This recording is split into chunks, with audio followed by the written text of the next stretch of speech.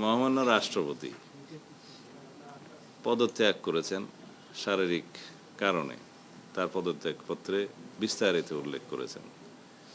সেটার বিধান আছে সংবিধানে, তিনি পদত্যাগ করতে চাইলে করতে পারেন এবং সেটি মাননীয় স্পিকারের কাছে করার বিধান সাংবিধানিকভাবে সেখানে করেছেন, তিনি অ্যাকসেপ্ট করেছেন এবং এখন রাষ্ট্রপতির দায়িত্বভার অস্থায়ীভাবে মাননীয় স্পিকার গ্রহণ করেছেন।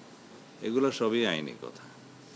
এখন যারা তার বিরুদ্ধে বক্তব্য দিচ্ছে তাদের সেটা অধিকার আছে। আমরা গণ অভ্যুত্থানের পরবর্তী সময়ে কি প্রত্যাশা করি? রাজনৈতিকভাবে মানুষের কথা বলার স্বাধীনতা থাকবে, প্রতিবাদ করার স্বাধীনতা থাকবে, সেটা আছে। বিভিন্ন রাজনৈতিক দল, বিরোধী দলের পক্ষ থেকে এনসিপি এবং অন্যান্যরা তার বিরুদ্ধে কিছু অভিযোগ উত্থাপন করছে, সেটা করতে পারে, কিন্তু আমরা আমলে নেওয়ার মতো কোনো বক্তব্য ওখানে নাই। মহামান্য রাষ্ট্রপতি তার দায়িত্ব পালনকালীন সময়ে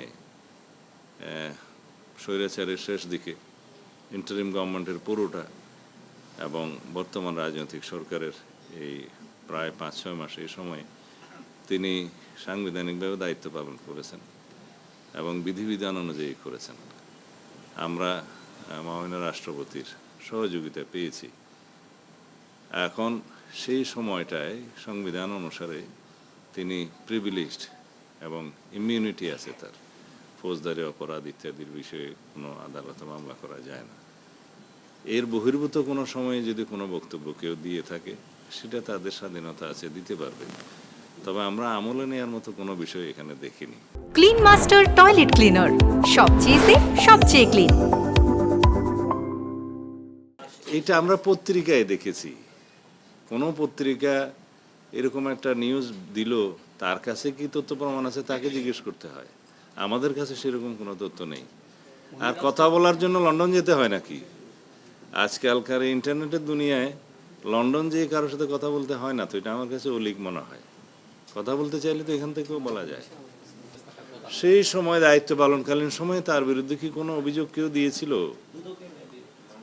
না, দিয়ে থাকলে সেটা তখনকার সময়ে যদি কোনো কিছু রেকর্ড করে থাকে সেটা তখনকার বিষয়, সেটা বিধিবিধান অনুসারে চলবে, আইন অনুসারে চলবে।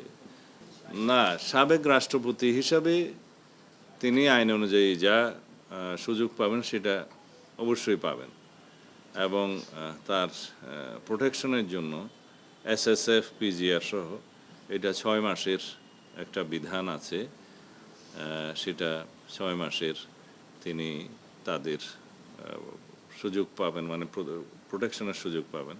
এছাড়া পুলিশ এবং আমাদের অন্যান্য সংস্থার পক্ষ থেকে তার নিরাপত্তার ব্যবস্থা গ্রহণ করা হবে। আইনানুগভাবে তিনি যা সুযোগ সুবিধা পাবেন সবই পাবেন। ওনার বক্তব্য 1 সপ্তাহ পরে আর কি দেয় অপেক্ষা করি, যখন 1 সপ্তাহ পরে টিকবে না। সব বিষয়ে মন্তব্য করার জন্য লায়ক তিনি না। বাস, তদন্ত হচ্ছে। আপনারা জানেন যে আমরা জোর প্রচেষ্টা চালিয়ে যাচ্ছি। তারা আবার কিছু তথ্য জানতে চেয়েছেন, সেই তথ্যগুলো আমরা পাঠাচ্ছি। না, সেটা তা নয়। প্রথমবার তারা 30 দিনের ভিতরে যে কাগজপত্র চেয়েছিল আমরা 3 দিনের ভিতরে পাঠিয়েছি, সেটা ওখানে শেষ। এরপরে তাদের রয়্যাল কোর্ট, যেটা UAE, তারা আদালত থেকে আর কয়েকটা বিষয় জানতে চেয়েছেন, সেই রিপ্লাইগুলো আমরা দিচ্ছি, 2-1 দিনের ভিতরেই যাবে।